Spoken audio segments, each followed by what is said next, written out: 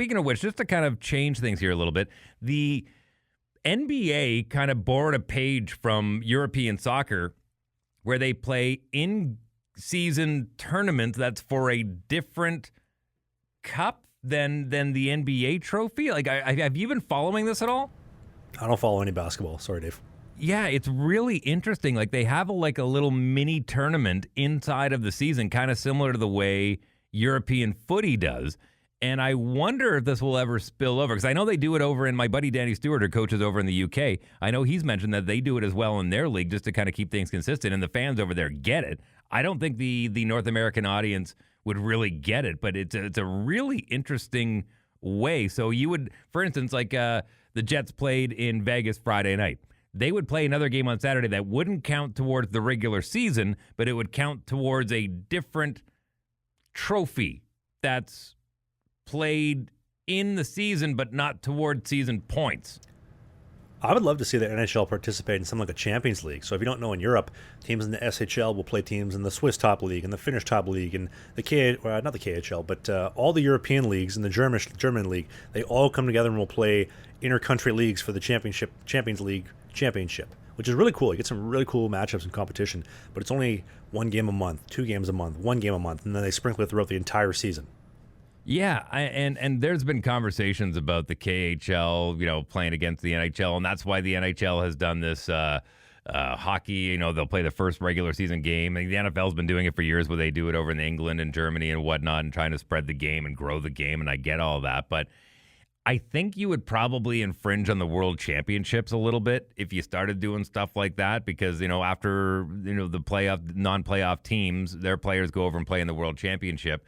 I don't know. It's a really interesting dance to try and maximize the amount of eyeballs you're getting on your sport, but I think there is something to it. I would love to see it, but it's kind of, the NFL and the CFL, believe it or not. The Canadian Football League and the National Football League used to have exhibition games where they would play league to league, and the NFL dominated. And that's the only fear, is that if you dominate year after year after year, which I'm pretty sure the National Hockey League would and should, especially against the KHL, then when they play those exhibition games over in Europe to start the season for, I think, the Global Series, they usually play the local pro team. What do you mean? Like in an exhibition game? Like they play some of their... you break this down for me. Yeah, so like when they go to Germany, let's say they're playing in Freiburg, they would play the Penguins team. If they're going over to, let's say, Sweden, and they're playing at the Global Arena, I think the Avicii Arena is now called, but you play the Djurgården hockey team. Like they play the top pro team from where they're hosting. They were in Finland. Was it Tampere? Maybe it was Helsinki, wherever it was this year, when the Panthers played, I think, Dallas, and they played the top team. So I want to say the Sabres played the top team from over there, something like that. What's their record? Sabres. Oh, the Sabres dummied them. I think it was like 6-0. Okay. Yeah, see, that's the risk, right? It's basically saying, like, hey, don't forget, we're a better league, and you're watching a secondary league. That's not great for the fans. It's interesting, though.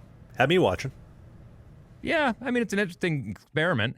I still love the idea of, and I've talked about this before, but making it more like you have your Premier League, your Champions League, and so places like, the Bridgeport Sound Tigers would have a chance to play in the NHL. If they could, win their league title, they would move into the NHL. But then your affiliation and, the whole farm system and that kind of stuff, that kind of goes the way of the dinosaur. I don't think they're going to do that anytime soon, or if ever. I think they're pretty happy with the model they have. But I think there is something to marrying the champions across different leagues. But I think the KHL and the NHL would be the two dominant ones. I like that, though. Top American League team versus the bottom NHL team for advancement relegation. Like you said, it would restore the farm system. But that's actually a really good idea. Let's know in the comment section. What do you think? The way you would do that, instead of having, like, for instance, the way the Winnipeg Jets have their affiliate system with the American Hockey League. So you wouldn't have affiliates anymore. You couldn't send guys up and down. You would have to carry a roster of 30 players, no different than the way the NFL does. They have redshirt guys that are just there for practice. And so those are the guys, you have 10 guys, whatever it may be, 2 guys of every position, where you have them and they practice on a regular basis, and they do go through and they're part of the team, and they travel and whatnot, but they're redshirted and they don't get in every game. They're just there as kind of understudies.